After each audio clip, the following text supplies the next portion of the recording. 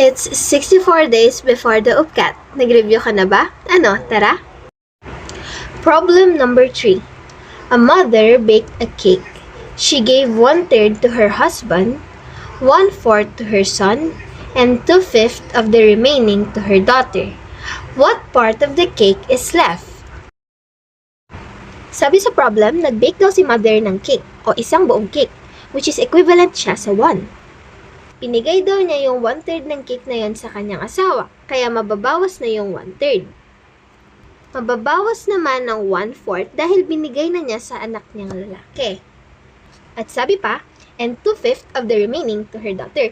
Ibig sabihin, yung matitira kapag nasubtract na natin yung 1/3 and 1/4, kukunin pa natin yung 2/5 nun para malaman natin ilan yung portion na binigay niya sa kanyang anak naman na babae. Kaya naman, isolve muna natin ito. 1 minus 1/3 minus 1/4. Hanapin natin yung common denominator nila, which is 12. Yan. And pwede na natin siyang subtract. 12 minus 7 over 12.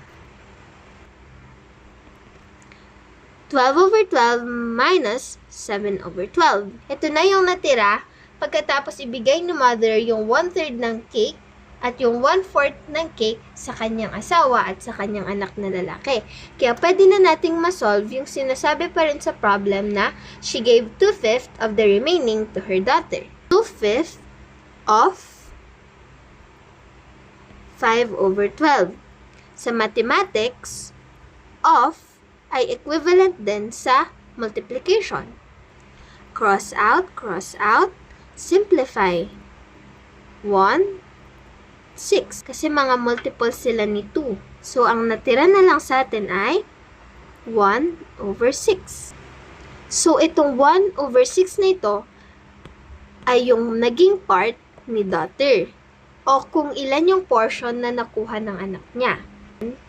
Yung 5 over 12 na nakuha natin pagkatapos nating ibawas yung nakuha ng kanyang husband at ng kanyang anak na lalaki, ay ibabawas pa natin yung portion na nakuha din ni daughter.